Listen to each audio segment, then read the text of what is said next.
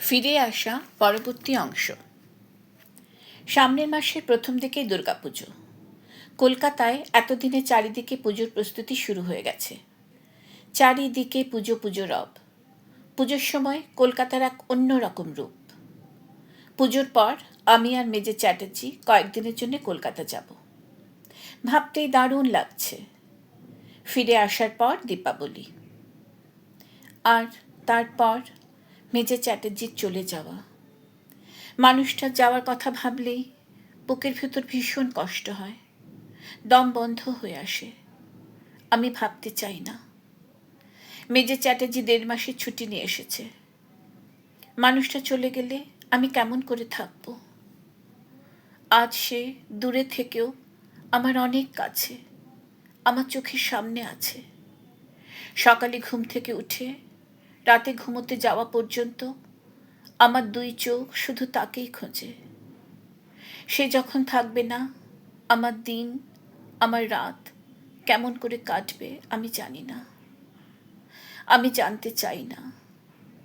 তার না থাকার কথা চিন্তা করে আমি আমার বর্তমানের সুন্দর মুহূর্তগুলো নষ্ট করতে চাই না। মন থেকে জোর করে চিন্তাটা সরিয়ে ফেললাম। আমাদের লাঞ্চ হয়ে গেছে। আমি আমার ঘরে বিছানায় শুয়ে শুয়ে আকাশ পাতাল ভাবছি। মেজে চ্যাটার্জি একটু বাইরে গেছে। যাওয়ার সময় আমাকে বলে গেছে সন্ধে নাগাদ চলে আসবে। আজ সন্ধেবেলা আমি আর মেজের পুজোর বাজার করতে বেরোবো। লাঞ্চের সময় শাশুড়ি মা বললেন, বিক্রম, আজ গীতাঞ্জলিকে পুজো শপিং করিয়ে দাও। বিয়ের পর এটা গীতাঞ্জলির প্রথম পুজো, সুতরাং আমাদের প্রত্যেকের তরফ থেকে ওকে ওর পছন্দ মতো জামা কাপড় কিনে দেবে। আমার খুব লজ্জা লাগলো। এরা এত ভালো। প্রথম দিন থেকেই এরা আমাকে এত গুরুত্ব দিয়েছে, সম্মান দিয়েছে, আপন করে নিয়েছে। আমি ওদের কাছে সত্যি কৃতজ্ঞ। মেজর চ্যাটার্জি হেসে মাথা নাড়ল, অর্থাৎ শপিং করিয়ে দেবে। বিকেলে মেজর চ্যাটার্জি আসার আগেই আমি তৈরি হয়ে নিলাম। আজ একটা হালকা লেমন কালারের শিফন জর্জেট পরেছি, সঙ্গে ডিপ নেক লাল ব্লাউজ, কানে 2টো লাল রুবির ইয়াররিং, গলায় একটা সরু প্ল্যাটিনাম চেন। আয়নায় দেখলাম নিজেকে, সুন্দর লাগছে। নিজেকে দেখে নিজেই খুশি হলাম। নিচে নেমে এলাম। আমি আর আমার শাশুড়ি মা চা নিয়ে বাইরের লনে গিয়ে বসলাম। কিছুক্ষণের মধ্যেই মেজরের গাড়ির হর্ন শুনে তাকালাম। মানুষটা এসে গেছে। মেজের গাড়ি থেকে নেমে সোজা আমাদের দিকে চলে এলো। সামনের বেতের সোফায় গিয়ে বসল। আমার দিকে তাকালো, হাসি মাখা চাউনি। খুব ভালো করে দেখলো আমায়। তারপর বলল, রেডি? আমি মাথা নাড়লাম। আমি জিজ্ঞাসা করলাম, কফি? মেজর চ্যাটার্জি মাথা নেড়ে বলল, ইয়েস প্লিজ। আমি উঠে গেলাম। রান্নাঘরে এসে কফি বানালাম। আমার আর শাশুড়ি মায়ের জন্যও বানালাম। তারপর ট্রেতে করে 3 কাপ কফি আর বিস্কিট নিয়ে বাইরের লনে এলাম। মেজর চ্যাটার্জি কফিতে চুমুক দিয়েই আমার দিকে তাকালো, হাসি মাখা প্রসন্ন চাউনি। Thank you Gitanjali, good coffee. কফিটা যে আমি বানিয়েছি ঠিক বুঝতে পেরেছে। আমার খুব ভালো লাগলো। আমরা 3 জনে বসে কফি খেলাম। শ্বশুরমশাই আজ ক্লাবে গেছেন। কফি খাওয়ার পর মেজর উঠে দাঁড়ালো, আমার দিকে তাকিয়ে বলল, give me 5 minutes to change. Major ঘরে চলে গেল। আমার শাশুড়ি মা বললেন, গীতাঞ্জলি, তোমার যা পছন্দ হয় সব নেবে, একদম লজ্জা করবে না। আমি লাজুকভাবে মাথা নাড়লাম। আমরা বসন্ত কুঞ্জের DLF এম্পোরিওতে এসেছি।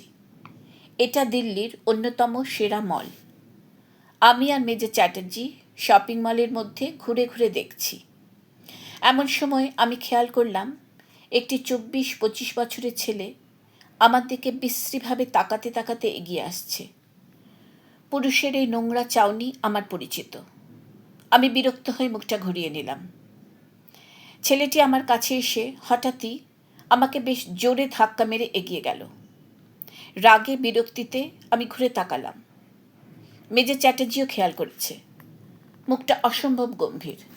আমাকে বলল, গীতাঞ্জলি, ওয়েট আ মিনিট, বলেই হন হন করে এগিয়ে গেল ছেলেটির দিকে। আমি অবাক হয়ে দাঁড়িয়ে দেখছি। মেজর চ্যাটার্জি প্রায় দৌড়ে গিয়ে পিছন থেকে ছেলেটির জামার কলার চেপে ধরল। তারপর ছেলেটির কলার ধরে টানতে টানতে নিয়ে এলো আমার সামনে। ছেলেটি চেষ্টা করেও নিজেকে ছাড়াতে পারছে না। মেজর ছেলেটিকে আমার সামনে এনে জোর গলায় বলল, সরি বলো, সে সরি টু হার। ছেলেটি কোনো বড় লোকের বকে যাওয়া সন্তান হবে। হাতে সোনার ঘড়ি, গলায় সোনার চেন। ছেলেটি বলল, গলতি সে লাগ গিয়া, why should I say sorry. আমাদের চারিদিকে লোক জড়ো হয়ে গেছে। আমার ভীষণ অপ্রস্তুত লাগছে। মেজর চ্যাটার্জি জোর গলায় আবার বলল, নো এক্সকিউজ, সে সরি। রাগে মানুষটার চোখ মুখ লাল হয়ে গেছে। ছেলেটি আর কোনো উপায় না দেখে আস্তে করে বলল, সরি। মেজর চ্যাটার্জি আবার বলল, we can't hear you, be loud and clear. ছেলেটি এবার জোরে বলল, I am sorry ma'am. Major ছেলেটির কলার ছেড়ে দিয়ে বলল, next time before you commit such mistake, think twice. ছেলেটি আর কোনো দিকে না তাকিয়ে প্রায় দৌড়ে পালালো। মেজর আমার দিকে তাকিয়ে গম্ভীর গলায় বলল, চলো গীতাঞ্জলি। মেজর চ্যাটার্জি আমাকে নিয়ে একটা সিসিডিতে ঢুকলো। দুটো জুস অর্ডার করলো। মানুষটার মুখটা অসম্ভব গম্ভীর। আমিও চুপ করে বসে আছি। কি বলবো বুঝতে পারছি না। জুস এলো। আমি জুস খেতে খেতে বললাম, আমরা অন্যদিনও আসতে পারি। মানুষটা অন্যমনস্ক ছিল। তাকালো আমার দিকে, বলল, না, আমরা আজকেই শপিং করব। কিছুক্ষণ চুপ করে থাকলো। তারপর নিজের মুড ঠিক করে গম্ভীর মুখটাতে একটু হাসি ফুটিয়ে জিজ্ঞেস করলো, আইসক্রিম? আমি মাথা নেড়ে না করলাম। মানুষটা আবার বলল, আমার কিন্তু খুব আইসক্রিম খেতে ইচ্ছে করছে। আমি মাথা তুলে তাকালাম মানুষটার দিকে। দেখছি আমাকে। বলল, কিন্তু আমি খেতে পারি যদি কেউ আমাকে কোম্পানি দেয়। আমি একটু হেসে মাথা নেড়ে সম্মতি জানালাম। মেজর চ্যাটার্জি আমার পছন্দ জিজ্ঞেস করে দুটো ম্যাঙ্গো আইসক্রিম অর্ডার করলো। নিজেও আমার পছন্দের আইসক্রিমই নিল। আমি হাঁপ ছেড়ে বাঁচলাম। মানুষটার মুডটা পাল্টেছে। আমরা একটা ইন্ডিয়ান আউটলেটে ঢুকলাম। মেজর চ্যাটার্জি কিছু বলার আগেই আমি বললাম, মা আর ভাবির জন্যে আগে দেখব। মানুষটা তাকালো আমার দিকে, পূর্ণ দৃষ্টি, প্রসন্ন মুখ, বলল, ওকে। আমরা অনেক শপিং করলাম, সবার জন্যে নিলাম। মেজর আমার মা, বাবা, বোন, দাদা, বৌদি সবার জন্যে নেয়ার কথা আমাকে বারবার মনে করিয়ে দিল। মেজর আমার জন্যে নিজে পছন্দ করে অনেকগুলো শাড়ি নিল। আমি একটা লেহেঙ্গাও নিলাম, খুব সুন্দর। তারপর মেজর চ্যাটার্জির জামা কাপড় আমি পছন্দ করে দিলাম। মানুষটা সবার শেষে নিজের জন্য কিনল, তাও আমি জোর করাতে। মানুষটার কিছু আচরণ তাকে সবার থেকে আলাদা করে দেয়। শপিং শেষ করে আমরা বাড়ি ফিরলাম।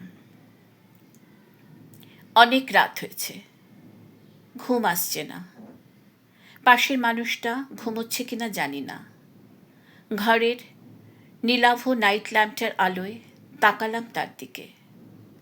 সোজা হয়ে শুয়ে আছে, একটা হাত ভাঁজ করে চোখের উপর রাখা। পাশের মিউজিক সিস্টেমে পিয়ানোতে একটা ইংরেজি গানের সুর বাজছে। মানুষটা মিউজিক ছাড়া শুতে পারে না, সেটা জেনে গেছি। আমার কিছুতেই ঘুম আসছে না। আজকের ঘটনাটা ঘুরে ফিরে বারবার মনে পড়ছে। আজকে আমার জন্যে মানুষটা যে স্ট্যান্ড নিয়েছে ভাবলে আমার গর্বে আনন্দে বুকটা ভরে যাচ্ছে। নিজেকে এই মানুষটার হাতে সম্পূর্ণ নিরাপদ মনে হচ্ছে। একটা দারুণ খুশি, একটা অভূতপূর্ব আনন্দ আমার ভিতরটা তোলপাড় করে দিচ্ছে। আমাকে ঘুমোতে দিচ্ছে না। উঠে বসলাম। খাটের পিছনে গদিতে হেলান দিয়ে বসলাম। তাকিয়ে আছি মানুষটার দিকে, দু চোখ ভরে দেখছি। খুব ইচ্ছে হচ্ছে ওই প্রশস্ত বুকের উপর মাথা রেখে শুতে, কিন্তু সেই অধিকার আমার নেই, সেই অধিকার সে আমাকে এখনো দেয়নি। অনেক কিছু না পাওয়ার মধ্যে অনেক কিছু পাওয়ার আনন্দ নিয়ে চোখটা বন্ধ করলাম। মানুষটা আমাকে অনেক দিয়েছে, হৃদয় ভরে খুশি দিয়েছে। এর বেশি আমার আর কিছু চাই না। মনে মনে বললাম, প্রেয়সী আমি নাই বা হলাম, প্রিয়া বলে নাই বা তুমি ডাকলে। দুফোঁটা চোখের জল গড়িয়ে পড়ল। এই জল কষ্টের না আনন্দের আমি জানি না। আজ এই পর্যন্ত।